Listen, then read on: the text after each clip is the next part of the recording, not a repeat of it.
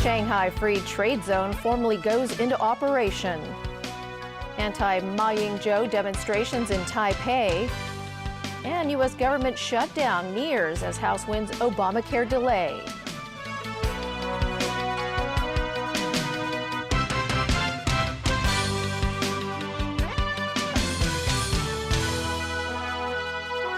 Hello and a very good evening. The Shanghai Pilot Free Trade Zone officially went into operation today. Beijing calls this a crucial part of the country's reform. It's hoped the Free Trade Zone's operations will reach international standards within 3 years. Evelyn Leung has our top story tonight. A major step forward, or what some analysts say, could be a game changer for the mainland's first pilot free trade zone in Shanghai. The zone, which measures more than 28 square kilometers in area, was unveiled this morning. It is a testbed for the mainland to deepen economic reform and provide a testing ground for free capital account convertibility of its currency. Commerce Minister Gao Hucheng, Shanghai Party Secretary Han Zhong, and City Mayor Yang Xiong unveiled the nameplate of the Free Trade Zone's governing committee as part of the commencement ceremony. 36 companies were also given licenses to operate in the zone. As a forming member of the Free Trade Zone, we are very excited taking the opportunity here in Shanghai, where we see the opportunity for innovation based on the financial services, based on the service industry. Detailed sizes of businesses are hard to predict at this stage, but our business is continuously growing. The entertainment business is very important for us as Microsoft. The Commerce Minister said during his speech that the zone is crucial in the new era of the mainland's reform. Gao added it follows the global economic development and reflects Beijing's more active strategy of opening up. According to the State Council, 8 Chinese banks will be allowed to set up branch offices in the zone. The financial institutions will be allowed to let market rather than regulators determine interest rates and convert money more freely from yuan to foreign currencies and move the money out of the country. Some analysts say the establishment of this zone took a mere 6 months following Premier Li Keqiang's visit to Shanghai in March. This, they believe, shows Beijing's determination to open up the country. Yin Zhonghua, the International Trade and Economic Affairs head of the Ministry of Commerce, reassured Hong Kong people that the new zone won't have any adverse effect on them.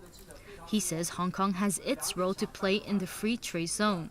This, he says, will help promote the SAR's prosperity and stability and the mutual development of the two cities. Evelyn Lang, TVB News.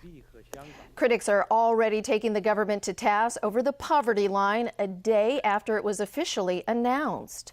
Lawmakers say there must be a time frame to help those who are now officially classed as poor. Stephanie Choi reports. Lawmaker Fernando Zheng says the government lacks a concrete plan to reduce poverty despite announcing the official poverty line yesterday. I think we can very easily look at setting a timetable of cutting poverty in half within the next 5 years.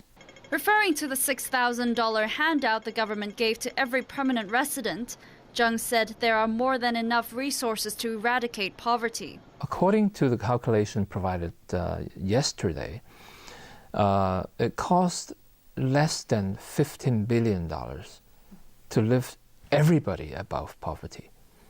And we spent $40 billion just by dishing out that $6,000 to everyone. But Chief Secretary for Administration Carrie Lam pointed out that setting a target to reduce the number of poor people would be unfair to those who are just above the poverty line. According to Lam, the government would have to think twice about setting such a target, as it would mean that all resources would go to those who fall below the poverty line. She also mentioned the government already has measures in the pipeline. These measures focus on education and support for children from poor families, Lam said. But Lam also made it clear Hong Kong would not become a welfare city. Both Lam and Zheng have faith that the people of Hong Kong would continue the city's tradition of a strong work ethic and wouldn't simply rely on social welfare. But Lung Yu-chung of the Neighborhood and Workers' Service Center thinks the poverty line should be raised to benefit more people. He believes the government should come up with short-term policies to meet the present needs of these families. The government hasn't got any policy can help them to solve the problem at this moment. Lung notes that current subsidies are not enough to cover these families' expenses. Stephanie Choi, TVB News. Thousands in Taiwan took to the streets of Taipei today, calling on President Ma Ying-jeou to step down for what they call the ineffectiveness of his government. Apart from holding rallies earlier today, the protesters plan to stage a sit-in in Catagalan Boulevard outside the presidential palace this evening. Some protesters arrived at Ma's office this afternoon. They threw shoes at pictures of the president and his government officials to show their discontent. They're not happy that Ma has yet to improve the island's economy and still refuses to step down, even though his approval rating has already plunged to a new low of around 10%. This follows the recent controversy sparked by the ruling Kuomintang's decision to expel Legislative Yuan Speaker Wang Jinping on allegations that pressured state prosecutors over a criminal case involving an opposition legislator. Americans still face a government shutdown after House Republicans voted early today to partially fund the government in exchange for delaying President Barack Obama's health care law. With a government shutdown now looming, Obama is urging lawmakers to raise the nation's debt ceiling or face a catastrophic debt default. Where there's a will, there's a way. And the Tea Party wing of the GOP got its way by pushing to defund the president's signature health care bill. On this vote, the yeas are 231, the nays are 192. The second portion of the divided question is adopted without objection. The House also voted 248 to 174 to repeal a medical device tax that would help fund health care programs under the 2010 law. It was a crafty but risky move. As a price for avoiding a government shutdown next Tuesday, the Republican-controlled House of Representatives was successful at garnering enough votes to seal their agenda of putting off funding Obamacare for a year.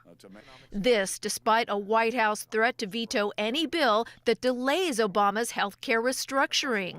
It's so disturbing that Republicans in Congress are threatening to shut down the government, or worse, if I don't agree to gut this law. Plus, Democrats tried but failed to compromise. A shutdown is not a tactic. It's not a strategy. It is a failure for this country. Let us not be the country whose representatives cannot work together to fulfill the most basic function of government. One Republican congressman fought back, saying two can play the compromise game. If this government shuts down, it's because you have not accepted the compromise that Republicans have reached out to you and offered. Unless Congress acts before Tuesday, here's what's at stake. About 1/3 of the government will shut down. Some 800,000 of about 2.1 million federal employees will be sent home without pay. National parks will close. Only 3% of NASA's 18,000 workers will keep working to support the International Space Station. But the military and other safety and security agencies will continue to function. As it stands, unless Congress raises the federal borrowing cap, the U.S. government will run out of money to pay its bills by late October. Italy's president is expected to hold crisis talks later today with Prime Minister Enrico Letta on ways to form a new coalition. It comes after former Prime Minister Silvio Berlusconi withdrew members of his party from the ruling coalition.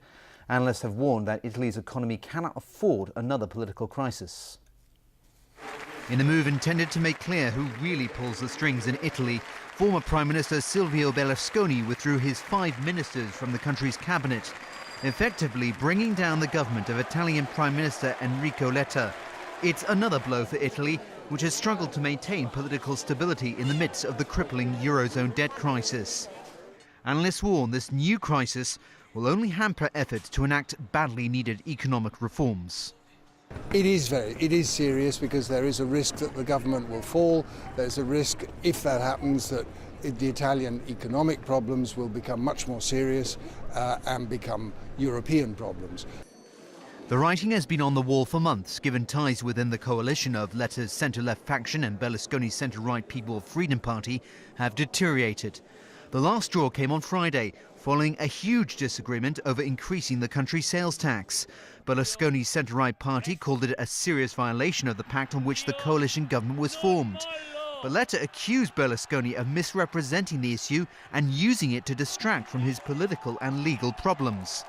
These have intensified following moves to expel the billionaire from the Senate after his conviction for tax fraud last month. Now Letta and his centre-left allies must attempt to salvage the situation. Italy's president has stepped in, hinting that he would try to oversee a new coalition without calling fresh elections. Speaking yesterday, President Giorgio Napolitano called for unity and stability, saying continued uncertainty would only harm Italy. Elsewhere in Europe, Greek authorities have formally charged the leader of Greece's extreme right Golden Dawn party and 4 other members of its parliamentarians. The 5 have been charged with membership of a criminal organisation with intent to commit crimes. It marks an escalation of a government crackdown after a fatal stabbing which was blamed on a Golden Dawn supporter. It's the first time since 1974 that sitting members of the Greek parliament have been arrested. The arrests underscore efforts by the Greek government to stifle the fiercely anti-immigrant party, which has been on the defensive ever since the killing. A major earthquake rocked Pakistan's southwest yesterday, killing 15 people, just days after another quake in the same region killed hundreds. Many of those injured in the 6.8 magnitude aftershock in Balochistan province were brought to a Karachi hospital earlier today. The death toll from Tuesday's disaster was 359. Few of the mud and brick houses in the area survived the earlier 7.7 magnitude quake that leveled villages and buried people in the rubble. Since then, tens of thousands of frightened residents have been sleeping in tents or under the open sky. The Pakistani Air Force has been making airdrops of supplies and using helicopters to ferry injured people to hospitals. And still ahead in our newscast, a hiking event in support of country park protection. A survey shows many people won't support a rubbish levy of over $20 a month. And Miss Philippines crowned as this year's Miss World.